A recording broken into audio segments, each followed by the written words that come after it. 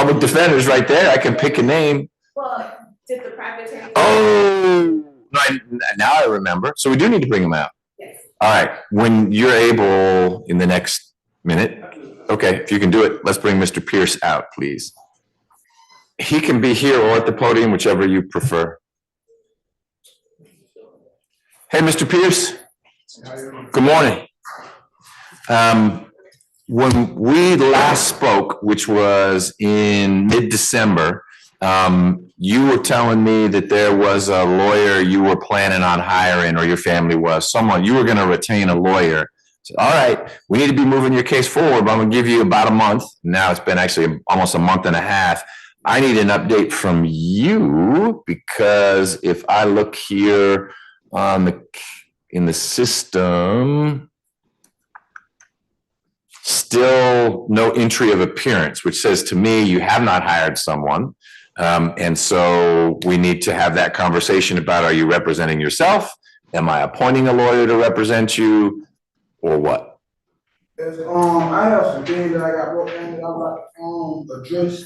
Well, we're going to start with my question, which is, are you hiring a lawyer, or should I? I'm American State National. I'm representing myself. I can't be represented by attorney. I'm American State National. Okay. So you think you want to represent yourself? I don't have to, because I'm not under the jurisdiction of the government. You can let me, I got stuff that wrote down, which is all this is tied in together. You let me sit my paper down and read it out to you. So I'm going to let you do that. We're going to do that today. We're just not going to do it right now. I needed to get your update so I could figure out what else we were going to do today. And I'm hearing you say you're not hiring an attorney, but you also don't want an appointed one because, and you'll tell me later, you're an American national. I don't mean to use your words. You're going to tell me why you think you should represent yourself. You have a right to represent yourself, but I have to have a conversation about that. And I'll certainly want you right there where I tell you all the reasons why it's a bad idea to represent yourself. But in the end, it's your call. It's not mine. I won't say no. If you say, no, Judge, I get it. I know that I won't have someone helping me on the outside. I won't have someone who knows all about the law this way and that way.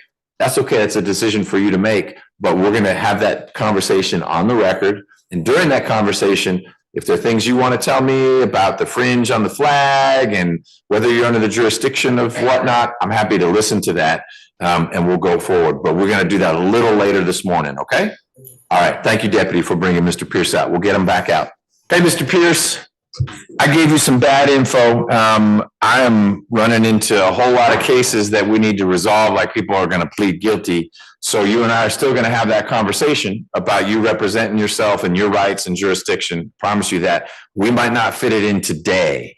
And so I didn't want you to be surprised if these gentlemen take you back downstairs. It's not because I'm ignoring you in any way. I will get you back here soon so we can have that very same conversation. You can have all your papers with you. You'll get to be front and center, and we'll talk about all that, okay? Is there a way I can give you a copy of my American National standing right quick? If it's a copy you don't need anymore, you can leave it with the deputy, and he'll get it to me, okay? I got a copy for the DA, the court clerk, and you. Fantastic. If you leave that with me, I'll make sure it gets to all those people. Okay. All right. I also filed my executive letter. I got a certified mail. And I also filed a pro se ex parte with prohibition. So this is my case, but it's in the mail right now. Okay. We'll be looking for it. Okay. Thank you. All right. That wraps up the first hearing. Nothing too explosive, aside from a usual fantasy that calling yourself an American state national magically erases any crimes you've actually committed. Now in the next hearing, things get far more interesting. The judge starts laying out the real risks of representing yourself, and our soft-spoken sovereign citizen decides this is the perfect moment to dive into his full soft art routine, complete with $1 billion fee schedule he thinks will intimidate the court. Good afternoon, Mr. Pierce. Good afternoon. How are you? Fine. Good. I'm hanging in there. It's been a long day, but I'm sure it's been a long day for you as well. Whoop. Let's get your stuff all situated. Y'all sit down, man. Y'all sit down.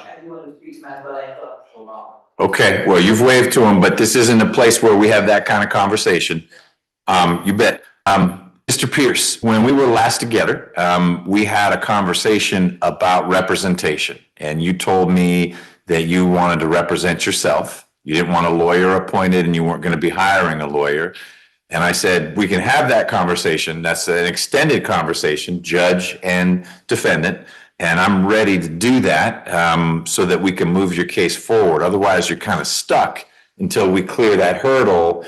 You have a right to represent yourself, but I need to make sure that you are knowingly invoking that right and intelligently, which is not me telling you you're not intelligent. I just need to make sure you understand the consequences of self-representation. So that's what I was hoping we could get through today. But I always want to start by saying what is on your agenda so we can see if there's anything else. I'm American State National, and I can't be represented by no attorney. But I have a lot of issues with me being a national that I wanted to address. You said you were going to let me hear me. You're going to let me address all my issues last time I was here about me being. Well, I did say that, but I said if you're going to address issues, I need to make sure you're representing yourself. Okay, but if we're going to do that, we have to have my conversation first.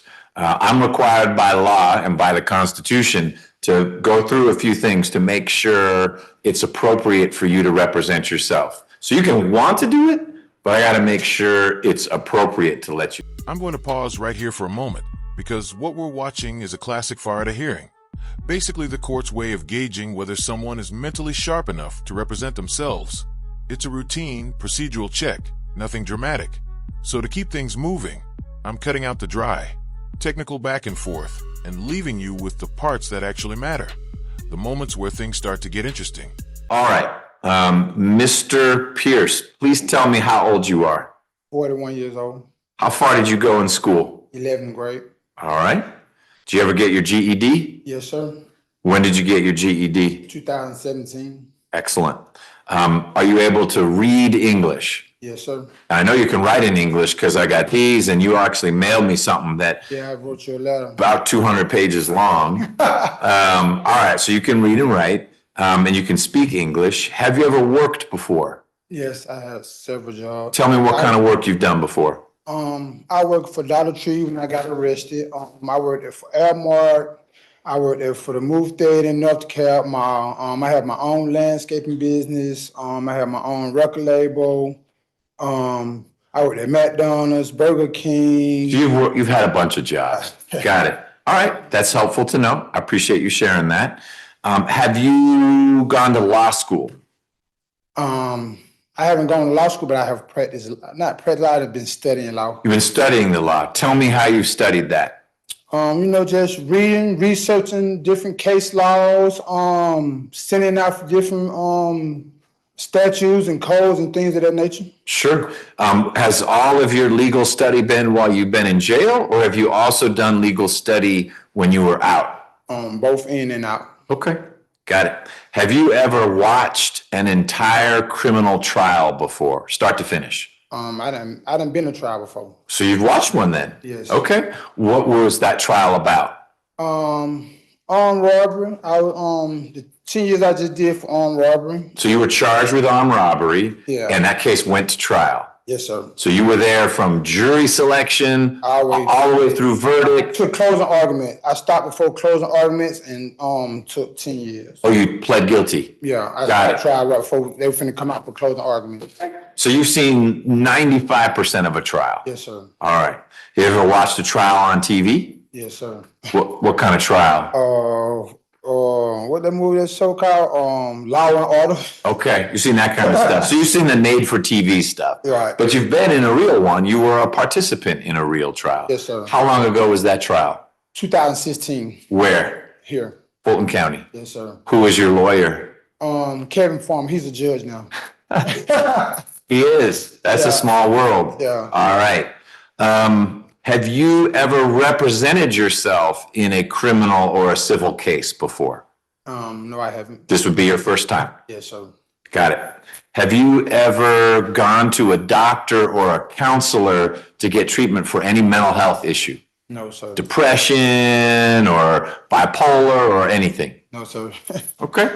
tell me why you think you would do a better job representing yourself than a trained lawyer who went to law school and has done trials before would do. Because by me being a Mr. National, a lawyer only subject me to the jurisdiction. So hold on 1 second. Yeah, you got it. So the court reporter needs to be able to take down what you're saying. What you're saying is important. So just don't rattle the change, and then she'll be better able to hear you. So you were telling me by being an American State national, and by me being a national, I can't be represented by an attorney because attorney automatically subject me to the court's jurisdiction. No, that's not how any of this works. You're under the state's jurisdiction for one simple reason.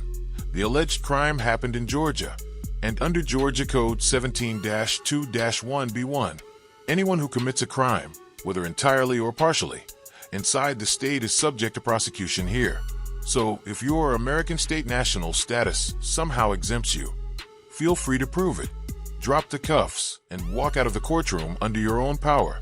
We'll wait. Okay. So my question was a little different. I hear you.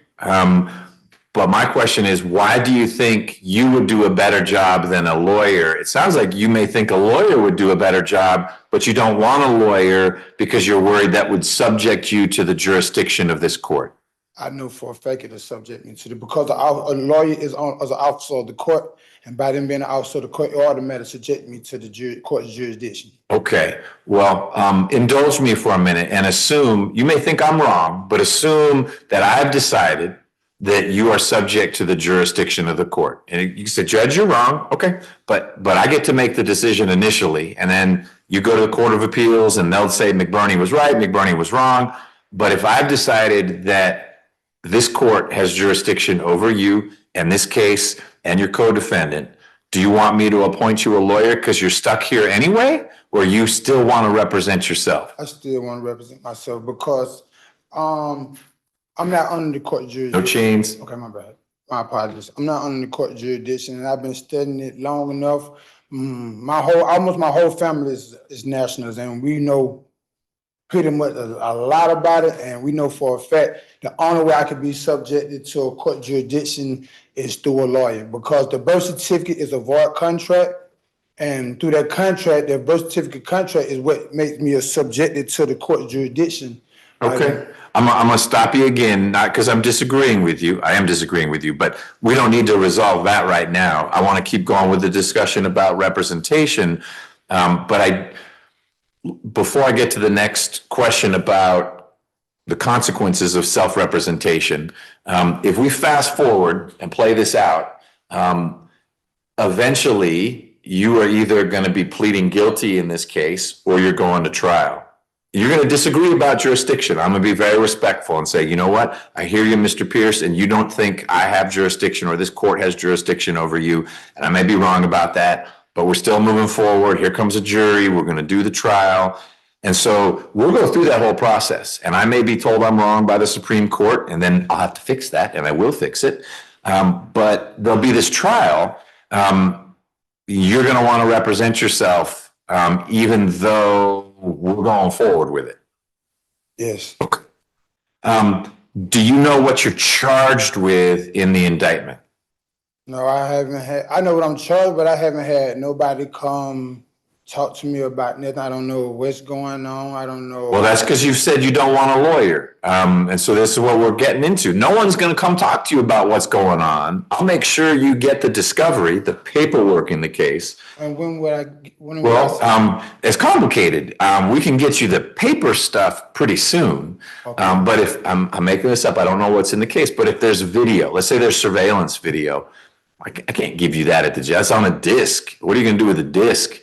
At the jail, you can't watch that. You don't have a way to watch that. And, I would be signing a private investigator too, right? By me representing myself. Nope, you don't get an investigator. How do I do my investigations and this part of the process? That sounds like a you problem, especially since you insisted on representing yourself. You fired the safety net. You took the wheel.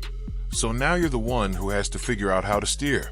The court isn't going to hold your hand just because you realized too late that you're in over your head. We're going to talk about that, but you don't, I mean, that's a reason to say, you know what, I will take a lawyer because that lawyer will have an investigator and that investigator. But can I hire my own private Well, investigator? with your money, if you got money for it, you can hire anyone you want. But I won't be providing you money to go hire an investigator because you're saying I'm handling it myself. I got this. Mr. Pierce has it, which means your family would be, they could be helping you or an investigator or something like that. Or there may be some way, and I can't teach you how to do it, where you could petition to get funds for an investigator. But that's not for today. One of the consequences of representing yourself is there isn't someone who comes and sits down with you and say, let's look at this discovery.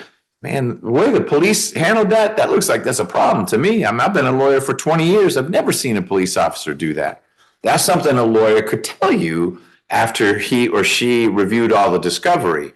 And you won't get you're not a dummy. You could look at it and say, hey, this looks suspect. But you'd be making that decision without a lawyer helping you think about it if you represent yourself. Do you understand that? Yes, sir. Okay. But you seem concerned that someone hasn't already come to the jail to talk to you about what's in the indictment. I'm not concerned. I was just, Okay. wasn't informed on it. I Right. know I was supposed to get a discovery package at least, or Well, not yet. report an indictment or something. You will get it if in the end you convince me that I should let you represent yourself, then you will get all that stuff. But no one should have given you anything yet because we're on hold. Is he going to have a lawyer? Then we give the discovery to the lawyer who works with you on that. Or is he representing himself? Then we give the discovery to Mr. Pierce. And right now you're saying, I want to represent myself. And if we get through this conversation, then you'll start getting discovery. Let me tell you what you're charged with in the indictment. Count 1 charges you with murder, and it alleges that you and Mr. Baker shot and killed Samuel Curtis Harris Jr. That's count 1. Counts 2, 3, 4, 5, and 6 are all, and 7 and 8 are all what we call felony murder, which is you and Mr. Baker caused the death of Mr. Harris by being involved in a different crime: attempted robbery, armed robbery, aggravated assault, being a convicted felon, and having a firearm. Although that's just Brandon Baker. Brandon Baker apparently was a convicted felon at the time of this murder, and the murder was in February of last year. Oh, you are too. There you are. So you had a felony conviction as well. You and Mr. Baker are charged with attempted robbery, and the allegation is, and again, these are just allegations. It's not proof of anything, but it's letting you know what you're charged with and what you'll need to defend against. Okay. But the attempted robbery allegation is that in February of 2024, you and Mr. Baker approached Samuel Curtis Harris Jr. on foot on Mitchell Street, right near here, with the intent to take his property. Count 10 charges you and Mr. Baker with armed robbery, saying, in fact, by using a gun, you took his property. In fact, what you took from him was a firearm. Count 11 charges you both with aggravated assault for shooting Mr. Harris. 12 is possessing a gun in connection with these crimes that I talked about. Same with 13. 14 is just Mr. Baker. 15 is you. And it says that on that date, you had a firearm, but you were a convicted felon because back in 2010, you got convicted of something in Clayton County. And also, you got convicted of something here in Fulton County in 2016. I guess that's your robbery you were talking about. Yeah. So the thrust of it is, the allegation is you and Mr. Baker robbed Mr. Harris and shot him, and he died as a result of that. That's what you're charged with. Today is not the day to say, I didn't do it, it was self-defense, I wasn't there. That's your defense for another time. That's what you're charged with. So, Because I have it now? pardon me? How many counts I have it now? It is, Because I came here having 6 charges. it's about 12 charges, but a lot of them overlap. 1 count of murder, several felony murder counts, because each of those other things I mentioned, the attempted robbery, the armed robbery, the aggravated assault, that creates a felony murder count. And then you've got a couple charges, all for possessing the same gun, but because of your criminal history, it can be charged in different ways. So they got me charged with 3 different possession charges? One for possession of a firearm during the commission of a felony, and then 2, possession of a firearm by convicted felon, because you have a serious violent felony, your armed robbery, that leads to one type of possession charge, and the other, you've got this escape conviction out of Clayton, and that supports a different type of charge for possession. And what that charge is? It's possession of a firearm by a convicted felon, but it's a different type of convicted felon. Got 2 possession of firearms. You do? Yep. And those may not be good charges. I don't know. That's what you would talk to your lawyer about, or that you'd research on your own if you're representing yourself. All right. All right. Do you understand what the penalties are for these charges? Yes. You understand that for this murder charge, you could be sentenced all the way up to life without parole, meaning you would die in prison. Yes. Same with all the felony murders. Yes. You understand that they'd all merge. You can't get more than 1 life sentence for the murders. Say it again. You cannot get more than 1 life sentence for the murders. You understand that? Mm-hmm. They'd all merge together. But depending on how the case played out, armed robbery also, you could be sentenced up to life in prison. You understand that? Right. Okay. And then the other offenses, they're lower sentences, but still serious. But the big one is murder with the possibility, not the guarantee, but the possibility of life or life without. Because you're staring down a potential life sentence without parole. Because you don't have a high school diploma, let alone a college degree, let alone any legal training. Honestly, I could list a dozen reasons why representing yourself is a terrible idea, but I still can't find a single good reason why you think it's a smart one. And now he's gearing up for the long-winded rant he's been waiting his whole life to dump onto the record. So brace yourself, because what's coming next is peak nonsense. Grab your facepalm protection. You're going to need it. Do you understand that if I'm not a United States citizen. well, I'm not trying to trick you. Were you born in the United States? I'm not a United States citizen. I'm a American state national. Okay. Tell me where you were born. I was born at Greater Hospital. All right, a Grady baby. That's all I need to know. There are a bunch of questions I can skip if you were born at Grady Hospital. If I decide that it is appropriate for you to represent yourself, do you understand that you don't get to change your mind partway through the trial? What you mean? Well, here's an example. In your armed robbery trial, you were able towards the very end to say, you know what, I want to plead guilty. I want to switch it up. I'm going to plead. Let's take this away from the jury. If you go to trial as your own lawyer and we get partway through and you realize, dang, this is harder than I thought. I don't really know what I'm doing. You don't get a call, a timeout, and say, Judge, find me a lawyer. Oh, yeah. If we start representing yourself, we finish representing yourself. Start to finish. You understand? So if I represent myself, later on down, I can't have my family hire me a lawyer. That's different.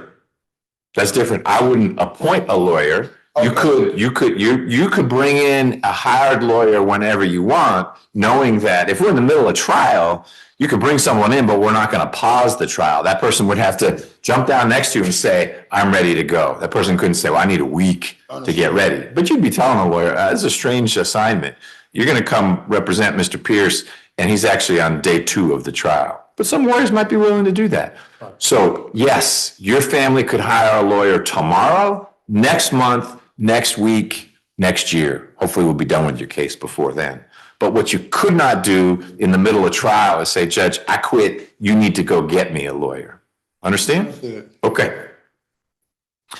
Do you understand that in almost every instance, self-representation, you being your own lawyer, is a bad idea? That's personal opinion, right? It is a personal opinion. I'm giving you my opinion. I think it's a bad idea. Why? This is one argument I will never understand. I've read Article 3, Section 2 of the U.S. Constitution, and yes, it mentions maritime and admiralty law, but nowhere does it say the court's authority is limited to that. And if you keep reading down to Clause 3, it spells it out in plain English. The trial of all crimes shall be by jury, and held in the state where the crime was committed. So the very article you're trying to rely on actually proves the exact opposite of your claim. So why don't you briefly share with me the things you want to get on the record? Your Honor, let the record reflect that I'm American State National, which is a private American. I'm here on a special appearance to administer the affairs of the All Caps Trust I am the living man, Ricky DeMond Pierce, and not the all caps legal fiction, corporation, or dead entity. I stand on the land and soil jurisdiction, and that's the highest jurisdiction known to man.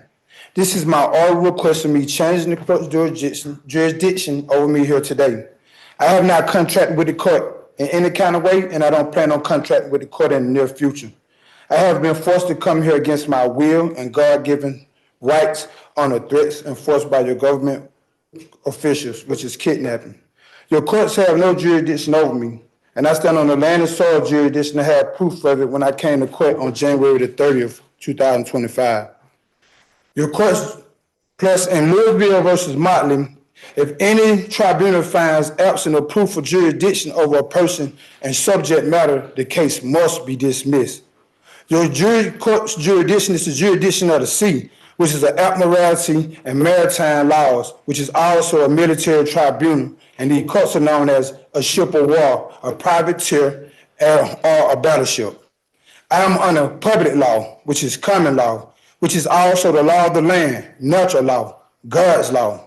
I have God-given rights that can't be violated, and the courts are under admiralty and maritime laws, which is a foreign law to sea jurisdiction. See Article 3, Section 2 of the United States Constitution. You can keep pretending some imagined rescue squad is coming to bust you out of jail. Or you can finally step into reality and accept what everyone else already knows. You're not seeing another free sunrise again. The fantasy is optional. The outcome isn't. And no living people live there, only dead persons, legal fictions, corporations, and dead entities. Because our cities are considered dead entities, which is another reason why you have to dismiss this case, because the living cannot be judged by the dead. Another problem the courts have, because my God-given right says I have to be tried amongst my peers and a jury of living people, which is American state nationals, and also can't happen because our nationals is not under the court's jurisdiction and will not show one order because they hold a higher jurisdiction. In the original Constitution, Section 3, Article 3, Section 2 states that the United States, the corporation judicial power is under admiralty and maritime jurisdiction. And I am under the land and soil jurisdiction, and I have gave courts proof for this when I came to court January the 30th, 2025. I also mailed off my executive letter, the notice that President Trump sent out January the 4th of this year, letting all patriots know that these laws have been dissolved due to breach of oath, due to fraud and breach of oath for office. And I also mailed off a copy of my certified mail. I mailed off certified mail and have been received. I am also requesting your oath of office, Your Honor. The notice that Trump sent out goes as follows. Notice to patriots, date January the 4th, 2025. This is to inform all patriots that effective immediately, our government and government corporations are hereby dissolved due to breach of oath. Additionally, our statutory and foreign laws are also dissolved.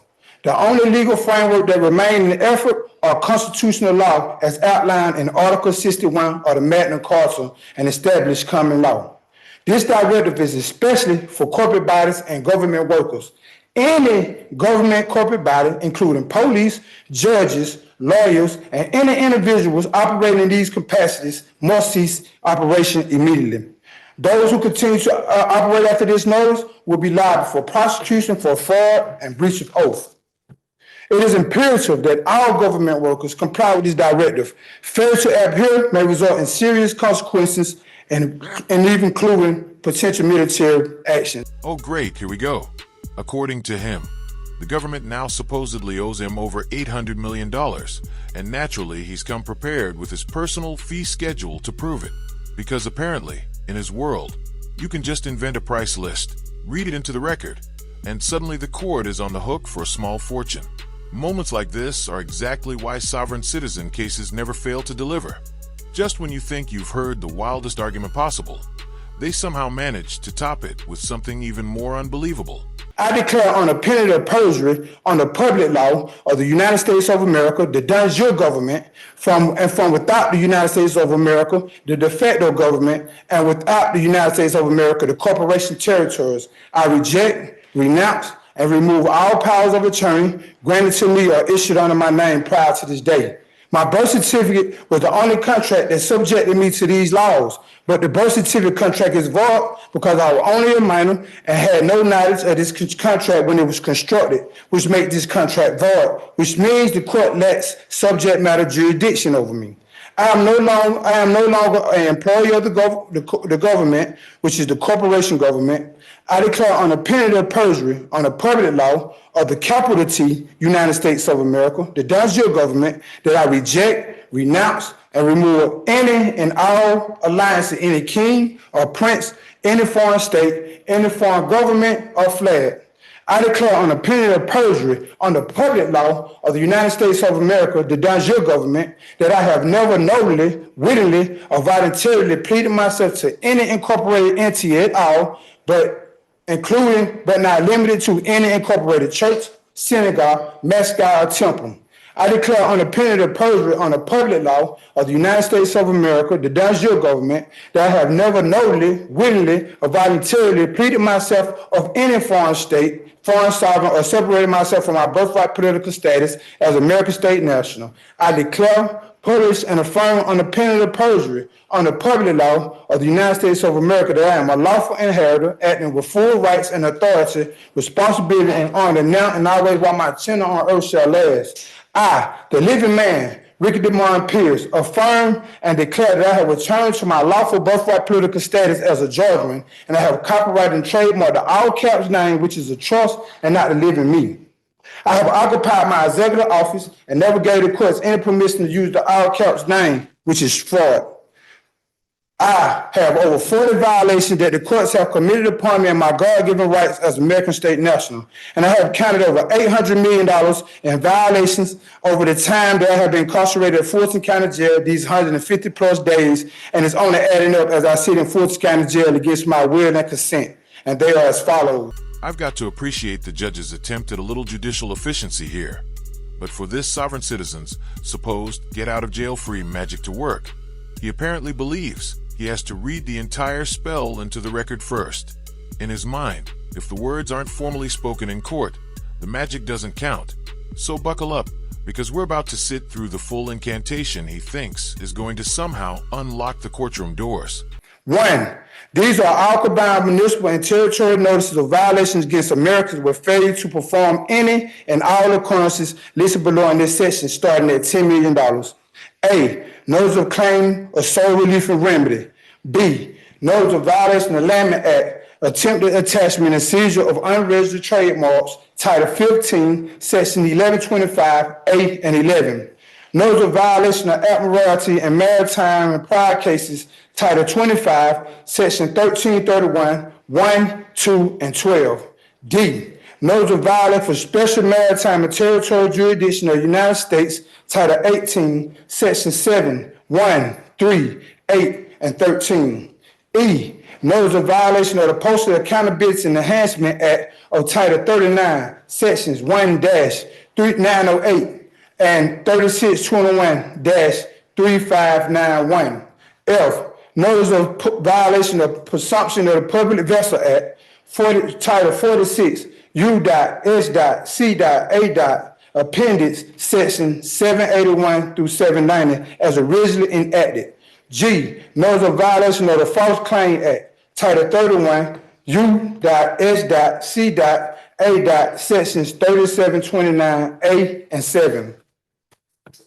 H. Notice of violation of the Foreign Sovereign Immunity Act, Title 28, Section 1602 through 1611. I. Notice of violation of the United States Statute at Large Act, Title 12, Section 411.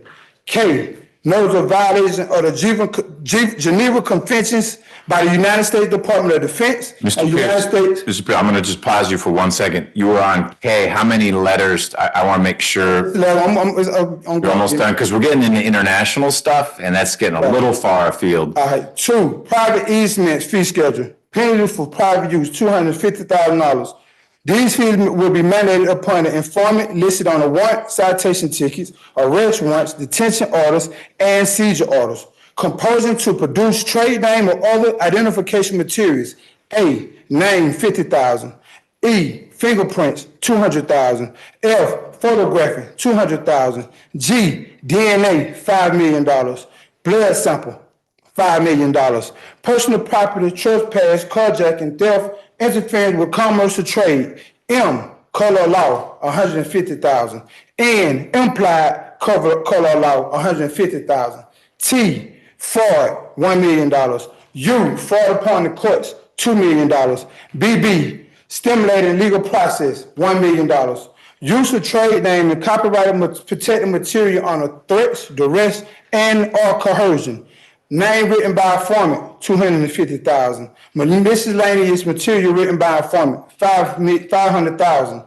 Court appearance fee schedule. These fees must be paid immediately after my case is finished. Failure to pay fines and fees will result in an additional fee of $5,000 for breach of contract.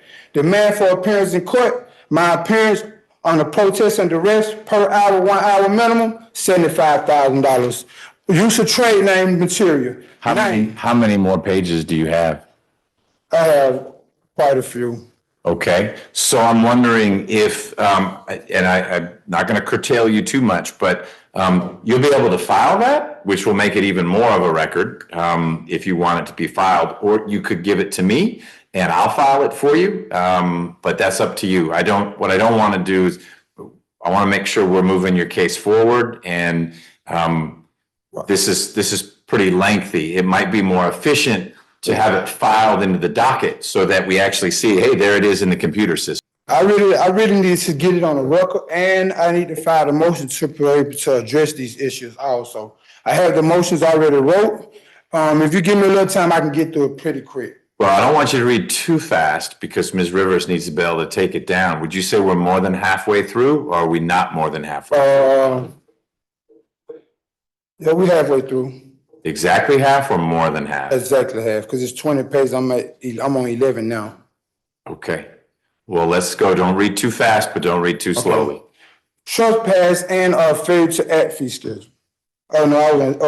Use of trade name material, name on a protest and duress, $25,000. Miscellaneous material, $25,000. Time uses for court appearance, 30 minutes on a protest and duress, $33,500. 60 minutes on a protest and duress, $75,000. 90 minutes or more on a protest and duress, $100,000. Trespass and failure to act fee schedule. Trespass by public officials, police officers, judges, detectives, attorneys, corporations, and other fictitious entities as well as any other who desire the contract. A, trespass on American homestead land, $10 million. C, failure of attorney to file requested FARA form, $1 million.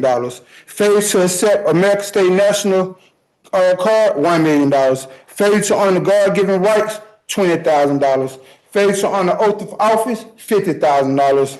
Failure to honor constitutional oath, $50,000. Failure to honor written and oral word, $5,000. Failure to honor no bond, honor a bond/no bond, $5,000. Detention from free movement and or cuff per hour, 1 hour minimum, $75,000. Incarceration per hour, 1 hour minimum, $75,000. Failure to follow federal and or state statutes, code, rules, and regulations, $50,000. Failure to set a claim upon which relief can be granted, $25,000. Failure to present a living injured party, $100,000. Total damages for each line set forth in a above schedule will be assessed as the total amount of damages as set forth herein times 3 for a total of all damages added to a 3 times the damage for punitive and other additional damages for a total of $1,019,631,000 US dollars. 1 billion, you're at to the B. Yes. Okay, that's a lot of money. And that's just for the amount for me being incarcerated these 120 plus days. Your Honor, all laws are commercial, and all laws are not laws, but codes, statutes, mandates, regulations, and all the rest. And I'm a private American or not under commercial law. What's legal aren't law, Your Honor, and what's law aren't legal. I've covered this before, but it's worth repeating. The term bar in a courtroom setting doesn't stand for British Accredited Registry or anything like that. It literally refers to the physical barrier that separates the litigants and attorneys from the public gallery. And if someone wants the authority to represent another person in court, they have to pass the bar exam first. That's what grants them the legal right and privilege to practice law. And Your Honor, ignorance to the law is no excuse, and that goes on both ends, mine and yours. This declaration is valid, true, correct, and complete in all jurisdictional law, air, land, and sea. Your Honor, let the record reflect that if you war against this, this is warring against the Constitution. And warring against the Constitution is called piercing the veil. And piercing the veil is called treason. Treason is punishable by death, and there is no remedy for treason. Also, in Orange versus Independence, officers of the court have no immunity from persecution when violating the constitutional right. I am honored the United States of America, the Danjur government, the Confederation of the States. Mr. Pierce, there's one phrase you've used a whole bunch of times and I don't understand it. The what government? The Danjur government. What is, spell that? D-E-J-U-N-E, space J-U-N-E, Danjur. D-E. J-U-R-E. Oh, got it. Okay. Danjur. Yep. Thank you. Okay, which is the Confederation of the States. And the Federation gave the United States, the corporation, the de facto government, the power to operate out the 10 square miles, which is in Washington, D.C. And any laws outside of Washington, D.C. is commercial. And private Americans are not under commercial laws. We are under public law, which is common law. My God-given rights has been violated by being forced to give my DNA, fingerprints, eye pattern, and blood DNA against my will. I never consented to them arresting me or detaining me after I put them on notice of my political status. Your Honor, United States, the de facto government, is a for-profit corporation, which means they have a Dun and Bradstreet number, and no corporation can interact with a living man under another corporation. Your Honor, it states that every man is independent of all laws except those prescribed by nature. No man or woman is bound by any institution formed by his fellow man without his consent. See case law, Courtroom versus Neal, 2 N.C.338, May term 1796. Your Honor, in 1845, the then Pope and the British monarchs, both of whom were honor bound to act as trustees for United States Trust, and both of whom acted in gross breach of trust, agreed that the American experiment was not working. The whole idea of self-rule was antithetical to the idea of divine rights of a king's supremacy. So they signed a secret treaty of Verona and agreed to undermine the American government. The British Monarch Commercial Company, which controls the bankers and lawyers, issued license to lawyers to act as privateers. That's why the Bar Association requires licensing. Acronyms for bar mean British Accredited Registry. Anytime we see the word license, it means that someone in a position of rulership is giving someone else permission to do something that is otherwise illegal. In this case, the king gave the members of the Bar Association permission to act as privateers against American commercial vessels. Because the jurisdiction where they attack us is international, admiralty, and maritime commercial laws. And that's why you see the gold rings around the flag, around that war flag, because the war flag is a war flag representing that the government is at war with the citizens. See 1864 Naval Agency and Distribution Act. Again, also, the United States was incorporated by the Pope, and the laws we are bound by are foreign laws from Great Britain, which means that the United States, the corporation, got Americans to bind by laws from Great Britain, which is also illegal. That's why, again, you have BAR, which stands for British Accredited Registry. What page are we on? What am I almost through now? I'm closing now. All right. I am 1, change from jurisdiction of the courts. I have a high jurisdiction. 2, I am demanding to see the state of Georgia to show up in proper persona. This must be made by self and not an attorney. 3, I am demanding that the courts present a living injured party because our citizens are considered dead entities, corporations, legal fictions, and artificial persons. I am 4, I am requesting the judge oath of office and the first and last name of every court official in this courtroom before we proceed. I am demanding to see who gave the courts permission to use the all caps trust, which is a copyright and trademark. I am putting the courts on notice that I have occupied my executive office again, and I'm standing in my full capacity as American State National, and I hold the highest court here today.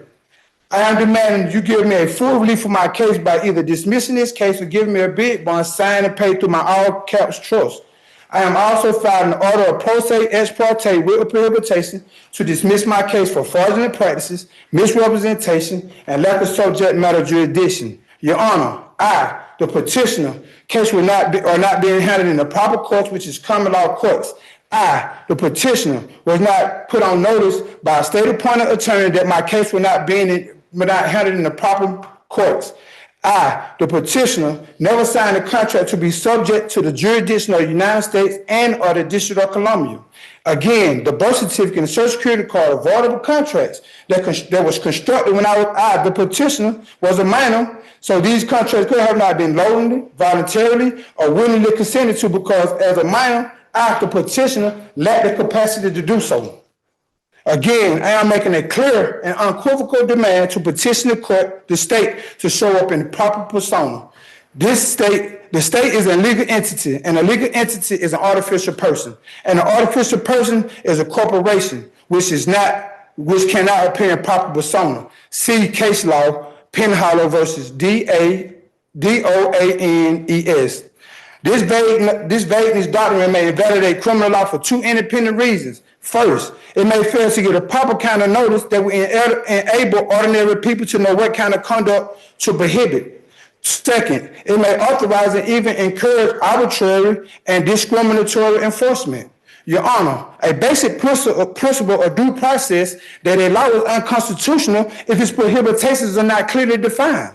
Plus, I, the petitioner, cannot owe a debt in a bankrupt nation, and no title of nobility shall be granted by the United States. See the United States Constitution.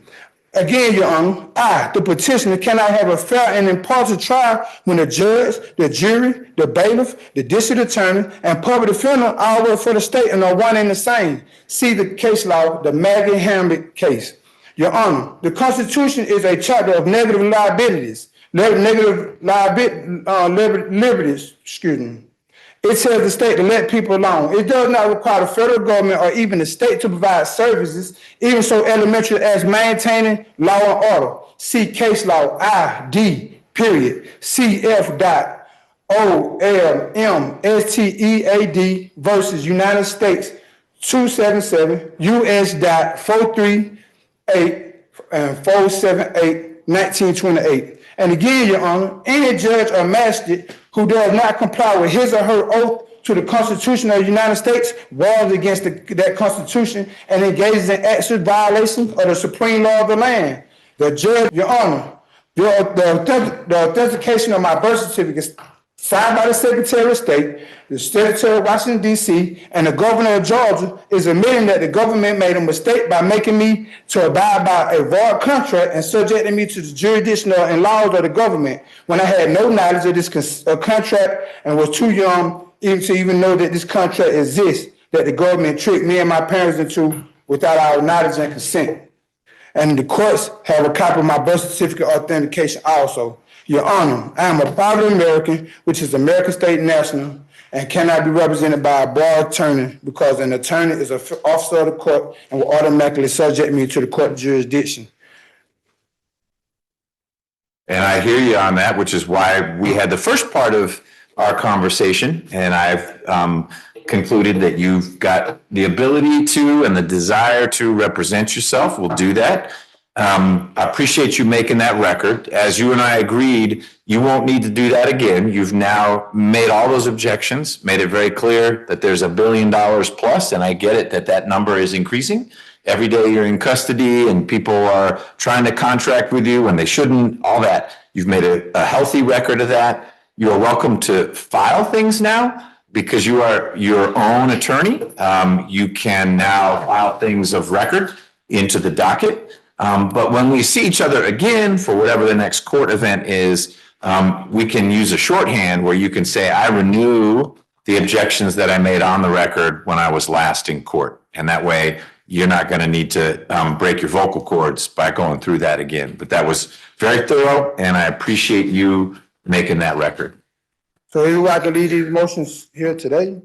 So this one time, I'll take responsibility for filing things for you. I'll wait because I still have some other. You want to do more work on it? Yeah. Okay. No, the judge isn't committing treason by presiding over your murder trial.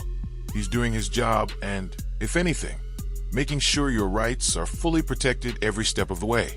He's even giving you far more time to speak than most would. But that patience has limits.